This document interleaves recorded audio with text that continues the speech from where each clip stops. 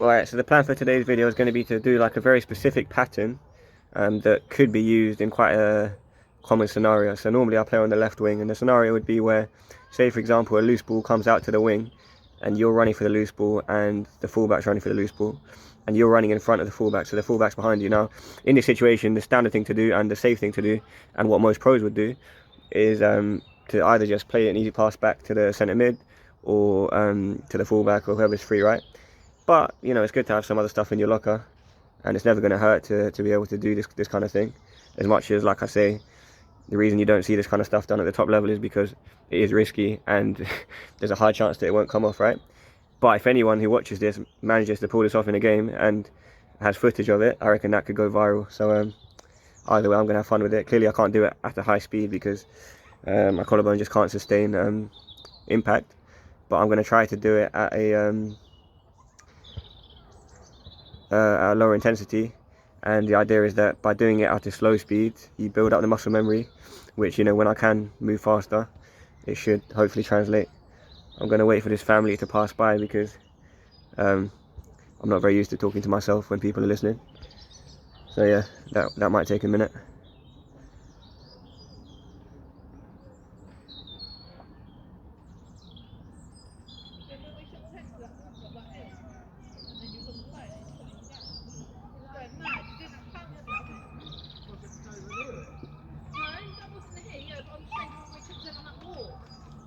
And he was like pouncing down the hill. And he was like flying down the hill. Yeah. That was funny. Yeah.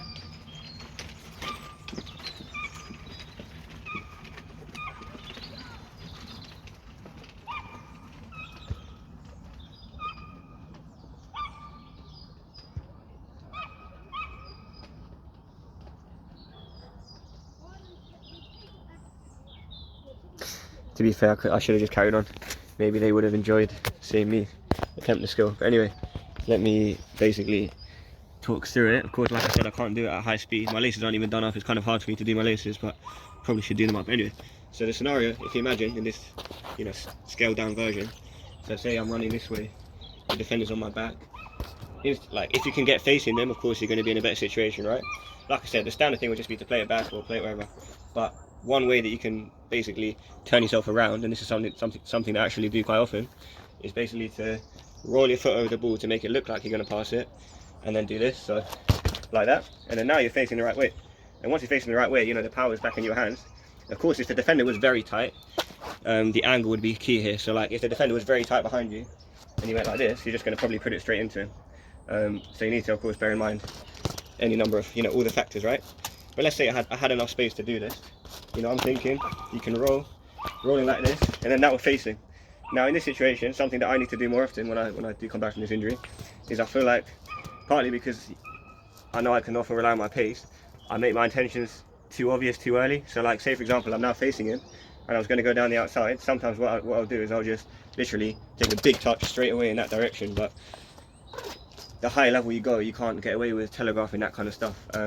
You won't see it that often at the top level. Some players can do it, like a Dom Traore, but unless you're like way quicker than the defenders, or the defenders just, you know, not defending well, it's not really going to work. So what you see the top wingers do, and obviously I'm always trying to become a better player because I'm not a top winger, is take a touch towards the player. So let's go through it again. So I've turned around, I take my touch towards him. Now, like I say, the power's in your hands. I'm imagining that I want to go on the inside because, I mean, I'm a right-footed player playing on the left, so I'm imagining I want to go that way, right? So what I want to do, and again, like I said, if anyone can pull this off and put it on video, please send it in. This would be, I reckon this could go viral. So you've turned, now you're facing, take your touch, drag back, then like that. Might even go through the legs if you do it properly. The only kind of problem with this is to kind of execute this bit behind your body, you have to plant your left foot, which obviously is opening up to potential injury or just getting tackled. So for it to be effective, I think it has to be done at a very high speed. But either way, I think it could look amazing, and you know, it's just a bit of fun while I can't play properly. Don't get me wrong, for anyone younger watching this, there's no substitute for actually playing the game, and you're going to improve much more from doing that than learning random skills. But it will never hurt you anyway, plus it's a bit of fun. It will never hurt you to learn some extra skills to, you know, make yourself a bit different. So turn that way, take my touch, drag back. That's not bad, to be fair. That was decent. can see my left foot can do with some work based on that touch. But I'm not even going to try this on my left foot, or I think my collarbone is going to be in 5 pieces instead of 3, because I will fall over, especially with the codeine in my system. By the way, I have to say, I've only got 2 minutes left on the video, so I need to get a few more attempts in.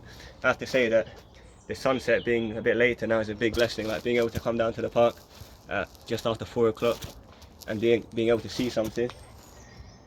You know, I'm already feeling a lot better about life, bearing in mind that last Thursday when this injury happened, I was feeling, you know, very down, understandably so.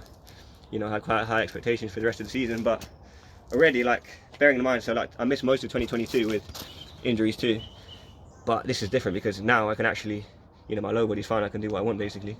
My left knee's still not 100%, but the point is, there's much more that I can do to improve my game compared to when you have a lower body injury. So I need to see the blessings and try and have fun with it for the next few months. So yeah, let me try again. So there, I'm now facing the right way. Take my touch, drag. It's not bad, that, not bad. It's all about repetition. I mean, I'm not doing it super fast, clearly, but the more you do it at the slower speeds, the quicker it will become over time, naturally. Take my touch forward, there. Now, I missed the outside foot one there. This is, I mean, in boots it's easier because these are quite clunky shoes, but this kind of thing is an interesting one. So you almost, once you're facing this way, to pull this off, you want to drag it, you almost want to keep it in contact the whole way as it's moving with the, so as it's dragging back with the inside of that foot, you want it to stay in contact, because if you're like taking a bigger touch, it's easy like that for it to get away from you, whereas if you almost like drag it with the inside of your foot, it's easier to then take the next touch with that part of your foot, with the outside. Alright, 45 more seconds to get in, 2 more attempts. So, there, touch. Not bad, not bad. I'm struggling to, the second bit of the touch, I think they call that the hocus pocus, it's kind of coming off my toe, which is meaning I have less control. Because ideally I want my second touch to be going inside. So let me try one more time before I run out of storage space. Put it there, touch that way. That's the best one so far, so I'll call it there. You know what? That's not too bad. I'm going to work on that off camera. But yeah.